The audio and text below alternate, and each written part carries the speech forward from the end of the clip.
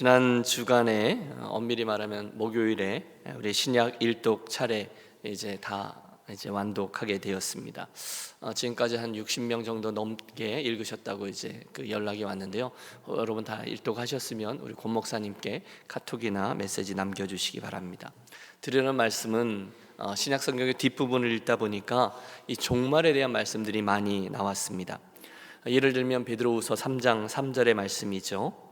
먼저 이것을 알지니 말세에 조롱하는 자들이 와서 자기의 정욕을 따라 행하며 조롱하며 이르되 주께서 강림하신다는 약속이 어디 있느냐? 조상들이 잔 후로부터 만물이 처음 창조될 때와 같이 그냥 있다 하니, 사람들이 그 종말에 대한 이야기를 믿지 않는다는 거죠. 아니, 조롱한다는 겁니다. 아니야, 이 세상에는 출발점, 시작점이 있고 마침점, 끝이 있어. 반드시 그때가 올 거야 라고 주님 말씀하셨어. 아무리 우리가 그렇게 말해도 아니 무슨 소리야, 지금 세상이 어느 때인데 그런 무식한 소리를 해, 관심이 없어, 그러면서 우리를 믿지 않고 오히려 불쌍히 여깁니다. 심지어 예수 믿는 분들 가운데도 이 말씀을 흘려듣는 분들이 많이 있어요. 다른 건 다 믿는데 종말에 대한 이야기를 믿지 않는 거죠. 세상은 오늘도 이렇게 잘 돌아가고 있는데 무슨 그런 말씀, 그럼 별로 나와는 상관이 없어 라는 태도가 일관됩니다. 반대로 또 다시 극단적인 태도도 있죠. 어떤 분들은 맞아, 이 성경 말씀대로 세상이 곧 끝나간다면 요즘에 일어나는 이 일은 무엇고 이 일은 무엇고 성경에 이런 이야기가 있으니까 오늘 내가 학교 다니는 게 무슨 의미가 있겠어, 직장, 사업, 아이고 다 집어치우고 주님 오시는 것이나 준비하자, 기도하면서 살자, 그러면서 현실 도피 또는 비관주의적 태도를 가질 수도 있습니다. 실제로 역사 속에 그런 이들은 굉장히 많이 있었습니다. 성경을 잘못 읽고 예수님의 의도를 오해한 것이죠. 저는 지금도 기억에 생생합니다. 92년도 한국의 휴거소동이 대단했죠. 이장님이라는 사람이 다미선교회를 만들어 놓고 제이군이라는 사람에게 주었다는 예수님의 이야기를 통해서 9월 언제였나 그때 오신다고, 그래서 전 한국에 아주 큰 무리를 일으켰습니다. 텔레비전 뉴스 생생하게 그 장면이 나왔어요. 저는 기억합니다. TV 화면에 나오는데 사람들이 하얀 옷을 입고 주님이 오시는 그 시간에 맞춰서 손을 들고 막 노래하고 찬송하고 기도하고, 그런데 12시가 지나고 1시가 지나고 2시가 지났는데 아무도 오지 않았어요. 결국 그들은 다미 선교회를 다 마친 선교회라고 해서 얼마나 한국 교회에 치부로 삼았는지 모릅니다. 그리고 그 후유증이 치명적이었습니다. 그 다음부터는 종말을 이야기한다거나 예수님이 다시 오신다라는 이야기 자체를 일부러 멀리하고 잘 하지 않게 되었어요. 그렇지 않죠? 중생, 성결, 신유, 재림. 재림은 우리 기독교 신앙에 있어서 아주 중요한 진리입니다. 심각한 얘기인데 전혀 심각하게 대하려고 행동하지 않습니다. 예수님 당시 제자들도 이 말세에 대해서 똑같은 반응을 가지고 있었습니다. 적어도 이 본문에 나오는 사건과 반응이 있기 전까지 그랬습니다. 13장 1절은 이렇게 시작하죠. 예수께서 성전에서 나가실 때에 제자 중 하나가 이르되 선생님이여 보소서, 이 돌들이 어떠하며 이 건물들이 어떠하니까. 성전에서 나오다가 제자 중에 하나가 예수님에게 말하는 거죠. 주님이 성전 좀 보세요. 너무너무 훌륭하지 않습니까? 기가 막힌 돌들로 지어졌네요. 놀랍습니다. 여러분 지금도 가보면 그 당시 성전에 그 잔해가 남아있고 또 그 위에 이렇게 쌓아 올렸던, 그래서 저 밑에 있는 돌들은 제2 한 아름으로 2아름 정도 되는 큰 돌들로 이렇게 면도칼 하나 들어가지 않게 쌓아놓은 그런 그 흔적이 남아있죠. 그걸 보고 얘기하는 겁니다. 그 당시 소위 제3성전이라고 불리는 것은 제2의 성전이라 불리우던 건물을 다시 개축한 거예요. 맨 처음에 여러분 이스라엘에는 성막이 있었고 솔로몬이 역사상 처음으로 돌로 만든 성전을 짓지 않습니까? 그리고 그게 이제 바벨론 유수 때 파괴가 되어지고 돌아온 이들이 성전을 재건하죠. 그리고 나서 그 성전이 또 한 번 파괴되고 지금은 팔레스틴을 지배하고 있던 건축왕이라고 불리우던 이 헤롯이 이 성전을 건축합니다. 무려 46년이라는 세월을 들여서 말입니다. 여러분 한 건물을 46년을 걸려서 짓는다고 생각해 보십시오. 얼마나 대단한 건물이 되었겠어요? 실제로 예루살렘 성전은 대단했습니다. 이스라엘 백성들, 예루살렘 백성들이 자긍심을 가질 만한 것들이었습니다. 이스라엘 사람들은 성전 신학 또는 시혼 신학이라고 해서 예루살렘 그리고 이 성전을 하나님이 지키실 것이다라는 사상을 가지고 있었어요. 그런데 2절을 보세요. 뜻밖에도 우리 주님은 그 성전이 다 무너질 것이다라고 말씀합니다. 내가 이 큰 건물을 보느냐 돌 하나도 돌 위에 남지 않고 다 무너뜨려지리라 하시니라. 그러니 여러분 제자들이 깜짝 놀랐겠죠. 이 성전이 무너진다고? 그러면서 그 생각이 이어집니다. 성전이 무너진다면 이 세상도 무너질 수 있겠구나. 그래서 이어지는 게 마지막 때에 대한 질문 그리고 주님의 가르침입니다. 오늘 4절을 보십시오. 우리에게 이르소서 어느 때에 이런 일이 있겠사오며 이 모든 일이 이루어지려 할 때 무슨 징조가 있사오리이까. 같은 이야기를 담고 있는 마태복음 24장도 똑같은 질문을 합니다. 선생님, 세상 끝에는 무슨 징조가 있사오리이까? 그 질문에 대한 대답으로 예수님께서는 이 성전의 예루살렘 성전의 최후와 함께 이 세상의 최후에 대한 말씀을 가르쳐주고 있습니다. 앞으로 이것도 무너지고 세상도 무너지고 그리고 그 무너짐의 징조가 그 앞에 있게 될 것이다. 그러면서 예루살렘 성전의 무너짐이 세상의 최후에 대한 본보기가 될 것이다 라고 분명히 말씀하셨습니다. 그리고 역사는 증거합니다. 실제로 예수님이 예언한 대로 AD 7세기에 AD 70년입니다. 7세기가 아니라 70년에 로마의 티도 장군이 군대를 이끌고 와서 예루살렘을 함락시킨 후 처절한 살육 그리고 나서 돌 위에 돌 하나도 남기지 않도록 이 성전을 다 무너뜨립니다. 끔찍했어요. 그리고 그 성전이 완전히 파괴됐는데 일부가 지금 남아있는 것이 소위 말하는 통곡의 벽이라고요. 유명한 서쪽 벽의 일부입니다. 수많은 관광객들이 그리고 유대인들이 그곳에 와서 머리에 하나씩 쓰고 남자들이 가는 곳, 여자들이 가는 곳에 가서 기도문을 적어서 그것에 끼워놓고 기도하는 그 벽 말입니다. 유대인들의 영향력이 대단하죠. 미국의 대통령이 된 사람들은 누구나 가서 그곳에서 꼭 그 기도를 한 번씩 합니다. 이렇듯 예루살렘 성전이 주님 예언 그대로 무너졌는데 주님 예언 그대로 이 세상도 맞춰질 것이라는 거죠. 저는 이 본문의 말씀을 그대로 믿습니다. 왜 전 세계에 기근 오고 또 요즘과 같이 코로나 바이러스 때문에 온 세상 사람들이 막 두려움에 떨고 이럴 때면 꼭 이 생각을 하는 거죠. 그리고 날마다 나의 개인적인 인생의 종말과 또 역사의 종말을 묵상하며 살아갑니다. 반드시 유익하죠. 여러분, 저는 예수님의 부활을 믿음으로 그분이 부활의 첫 열매가 되신 것처럼 그러므로 나도 부활할 것을 믿거든요. 그런데 똑같은 원리로 이 성전이 무너진 원리 그대로 이 세상에 반드시 맞춰지는 날을 만나게 될 것도 믿습니다. 그 준비를 하며 살아라 예수님께서 열처녀 비유를 해 주신 것이죠. 그것에 대해서 오늘 본문에서 주님이 하신 말씀을 순서대로 좀 살피면서 두 가지를 좀 묵상하려 합니다. 첫 번째는 이 마지막 때의 징조인 거죠. 여러분, 그런 일이 있으면 마지막 때가 가까웠음을 알라 주님 말씀하셨거든요. 무화과 나무에서 비유를 하시면서 말입니다. 두 번째는 그 마지막 때의 비밀이 있다는 거예요. 먼저는 징조입니다. 5절부터 보십시오. 여러 가지 징조들이 이 세상 종말 시대에 있을 거다라고 주님이 가르쳐 주신 거예요. 첫 번째는 종교적인 미혹이 증가입니다. 5절 6절을 같이 보실까요? 예수께서 이르시되 너희가 사람의 미혹을 받지 않도록 주의하라. 6절이요. 많은 사람이 내 이름으로 와서 이르되 내가 그러하여 많은 사람을 미혹하리라. 많은 사람들이 와서 당신의 이름으로 뭐라고 한다고요? 내가 그라 이렇게 말씀한다는 거예요. 그래서 메시아다, 내가 메시아라는 거예요. 그런데 이 이단과 유혹은 이 미혹은 인류 역사상 굉장히 있었어요. 예수님 당시에도 있었고요. 동서고금을 막론하고 늘 있어 왔습니다. 한국에도 지난 세대에 있었던 전도관의 박태선, 통일교의 문선명, 요즘 있는 신천지의 이만희, JMS의 정명섭, 어제 새벽 예배 때 우리 피준 목사님이 학창 시절에 이단교회에 탐방했던 이야기를 들려줬어요. 지금은 신도 성추행 사건으로 감옥에 들어가 있는 만민중앙교회 이재록이라는 사람과 그 무리들의 이야기, 해프닝 몇 개를 들었는데 기가 막혔습니다. 다 하나님이라고 주장하는 거죠. 그런 사람들이 통계에 의하면 요즘 200명이 넘는답니다. 한국에만. 그런데 주님은 그런 이들이 한국뿐이 아니라 전 세계 곳곳에 마지막에 가까울수록 더욱더 많아질 것이고 기승을 부릴 것이다 라고 말씀하세요. 그 정점에 안티크라이스트, 적그리스도가 출현할 것이죠. 오늘도 나는 메시아다라고 말하는 사람들이 여러 사람이 있는데 사탄의 그 사주를 받아서 마귀의 종노릇 하는 사람, 대부분 그렇겠죠. 또 세상이 하도 불안하니까 이 정신적으로 창난 증세로 그런 소리를 하는 사람들도 있습니다. 나가 하나님의 아들이다. 나는 너를 아들 준 적이 없다. 뭐 이런 이야기 우리 기억하고 있습니다.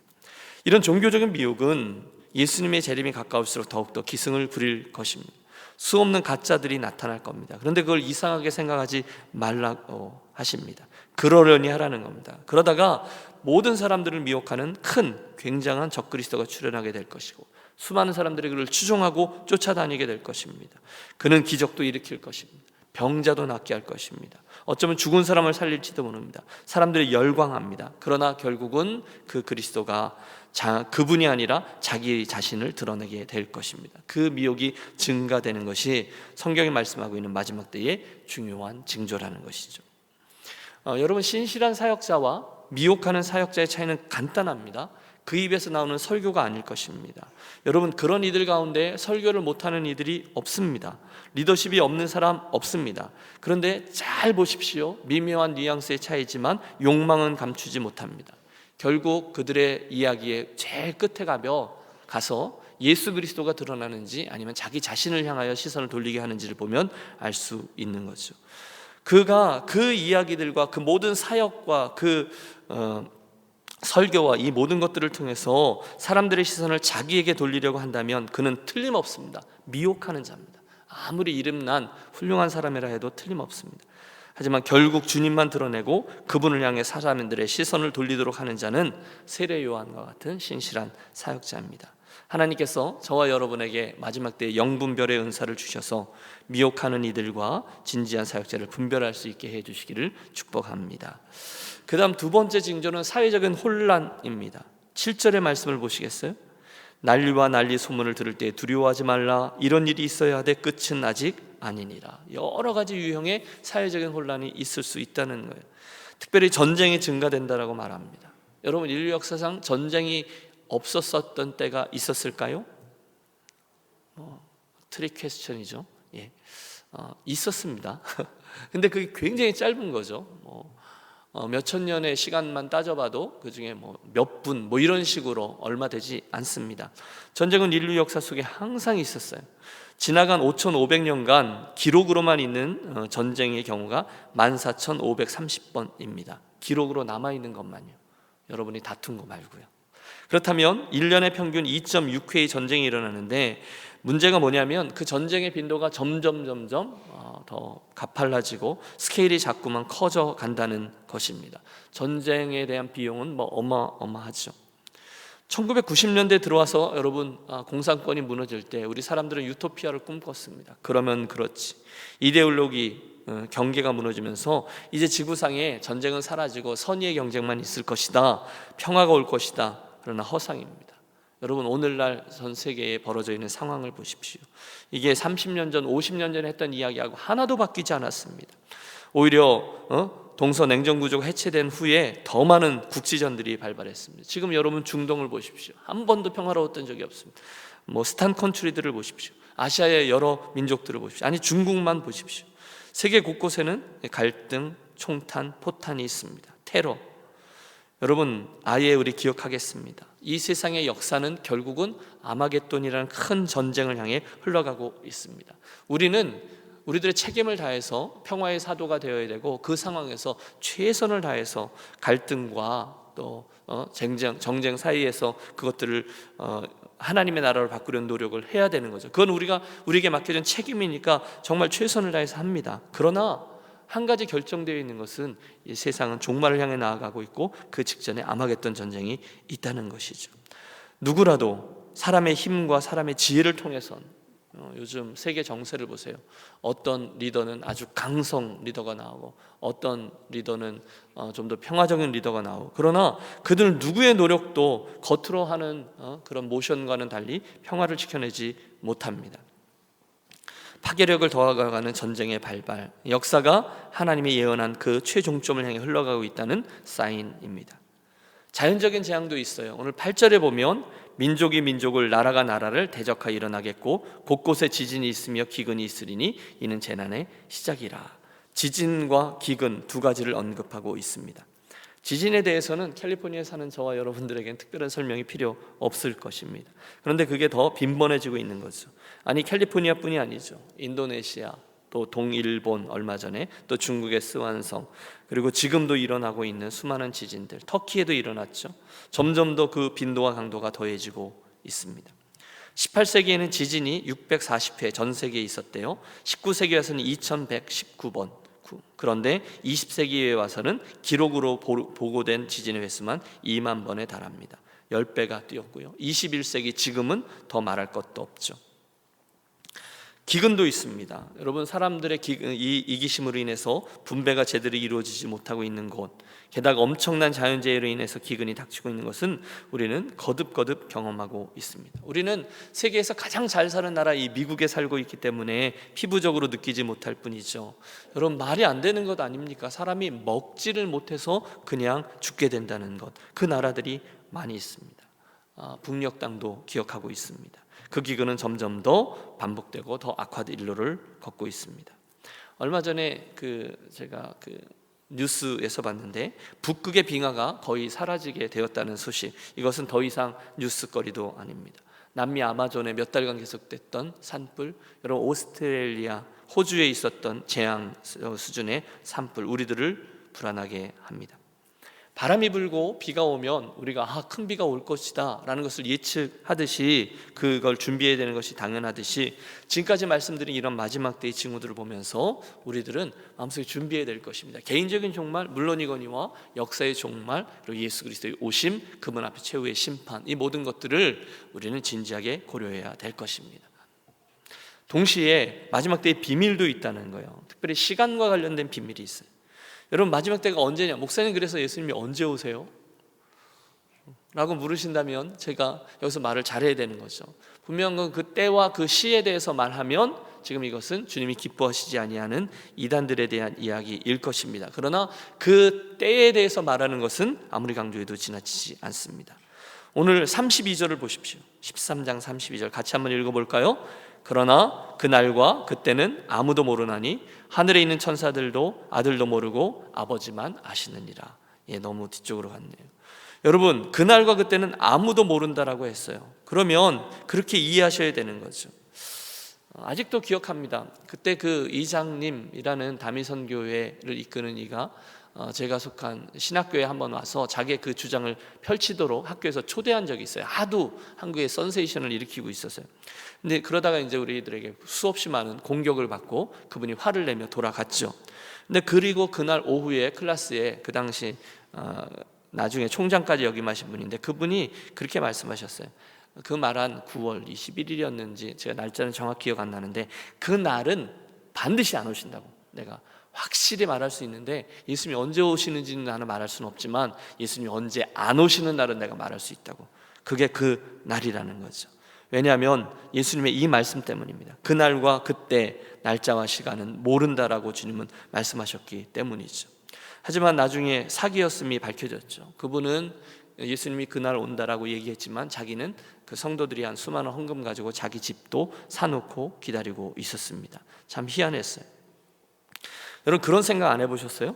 하나님이 왜 그 날을 우리들에게 정확히 말씀해 주지 않으셨을까요? 심지어 예수님도 모른다고 하실 만큼 철저하게 비밀에 붙이셨을까요? 여러분, 왜 그러셨을까요? 우리로 하여금 막 궁금해서 미치게 하려고요? 아니요, 반대라는 거예요. 33절 이하를 보면 주님이 그날을 비밀로 붙이신 이유가 있어요. 주의하라, 깨어있으라, 그때가 언제인지 알지 못함이니라 라는 겁니다. 집주인이 그 종에게 뭘 맡겨놓고 어디를 갔다가 돌아올 때, 그때가 밤중일지 닭 울 때일지 새벽 때일지 너희는 알지 못할 것이다 라고 말씀해 주셨어요. 이게 비유잖아요. 종에게 그걸 맡겼어요.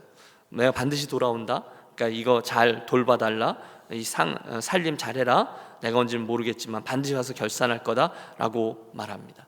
주인이 왜 그걸 말하지 않고 갔을까요? 지혜로운 주인이니까요. 종이 누군지를 알았어요. 저와 여러분이 어떤 사람인지를 알아요. 언제 온다 라고 얘기하고 있으면, 그날 온다 라고 그랬으면 저는 어떻게 살까요? 맞아요. 막 살다가 내 마음대로 내 하고 싶은 대로 살다가 그때 가서만 잘할 겁니다. 그렇죠? 한 5일 전부터. 제가 또 되게 잘하는 게 있어요. 초치기거든요. 그러면 초치기로 밀린 일을 다 해놓는 거예요. 여러분, 저에겐 그런 능력이 있어요.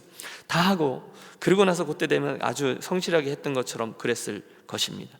그런데 주인이 그렇지 않고 언제 올 것을 비밀로 붙여줬기 때문에 항상 종들은 긴장 속에 살아야 한다. 오늘 밤에도 오실 수 있고 내일 오실 수도 있다.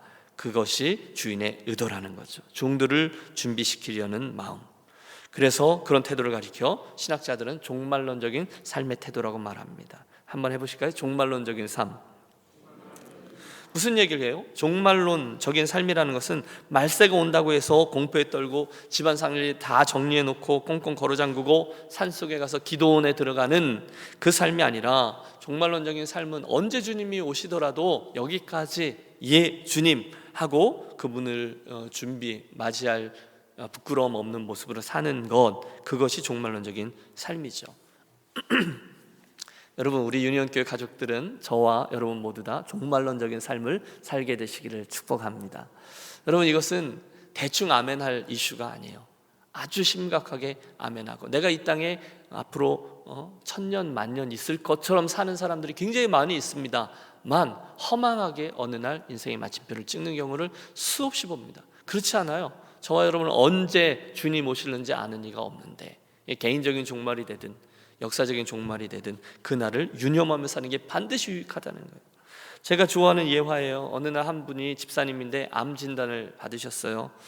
흔한 일이죠. 자기만 몰랐어요. 근데 가족들이 착한 거예요. 쉬쉬하고 뭐가 더 좋은 건지 모르겠는데, 그런데 우연히 이분이 이 병실 안에 있다가 병실 밖에서 그 가족들과 의사가 하는 얘기를 들은 것 같아요. 그래서 알게 된 거죠. 내가 암에 걸렸구나. 그리고 문제는 6개월 정도 남아있다는 것을 자기가 본의 아니게 알게 된 거죠. 6개월. 여러분의 스토리로 삼아보세요. 충분히 그럴 수 있는 일 아닙니까? 근데 그분이 그렇게 공포에 떨지는 않았대요. 왜? 신앙이 좋은 분이었어요. 기도하는 분이었어요. 믿음의 사람이었어요. 구원의 확신이 있는 사람이었어요. 그래서 이분이 럭키죠. 자, 준비하자. 그래서 6개월 동안에 부지런히 준비를 했다는 거예요. 그래서 누구에게 돈 꾼 거 다 갚고, 서운했던 거 다 만나서 그것들 다 풀고, 식사 대접할 사람 다 대접하고, 부지런히 자기 주변에 있는 삶을 다 정리했습니다. 근데 이상한 것은 퇴원도 했는데 병세가 더 이상 나빠지지를 않는 거예요. 6개월이 지났어요. 근데 아무런 일도 있지 않아요. 이상하다 그래서 또 다른 병원에 가서 검사를 했더니 무슨 일이었을까요? 오진인 거죠. 암이 아니라는 거예요. 암이 아니래. 큰 소동이 지나가고 모든 일이 제자리를 찾은 후에 사람들이 와서 얘기합니다. 억울하지 않냐고, 돈도 많이 썼지 않냐고, 그동안 밥도 많이 사고 손해도 많이 봤는데 우리 수하자고 이렇게 나온 거죠. 근데 그분이 이렇게 대답했대요. 아니에요. 사실 저는 지나간 6개월이 가장 행복했답니다. 지금까지 살았던 일생 중에서 지나간 6개월처럼 제 인생을 가장 진지하게 채워서 살아본 적이 없었습니다. 저는 이제 제 인생의 마침표를 찍을 때까지 이 마음 가지고 살아가고 싶어요. 오히려 그 경험이 나에게 큰 유익이 되었습니다. 그것 위해 기도해 주세요. 여러분, 이게 오늘 설교의 결론이라고 말할 수 있겠네요.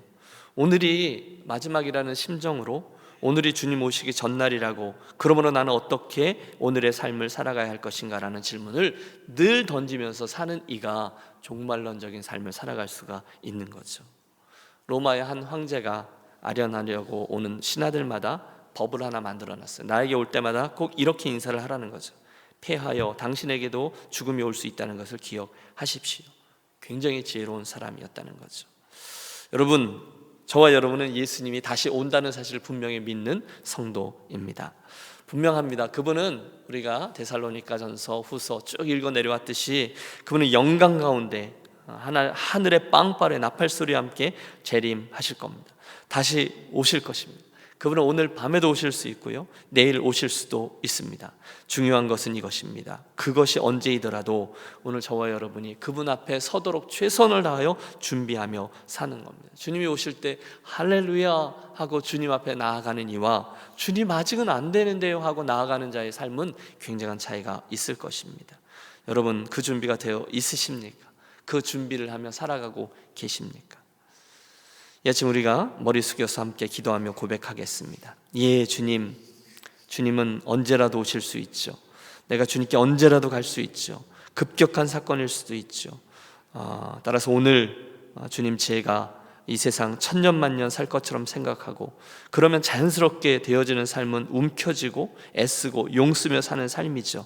그것들 손을 좀 펴고 내 인생의 마지막 순간이 내일이라 해도 오늘 부끄럽지 아니하도록 살아가는 성도, 주님 보고 살아가는 종말론적인 삶을 살게 해 주옵소서. 우리 이 아침 그렇게 기도하며 나아가도록 하겠습니다.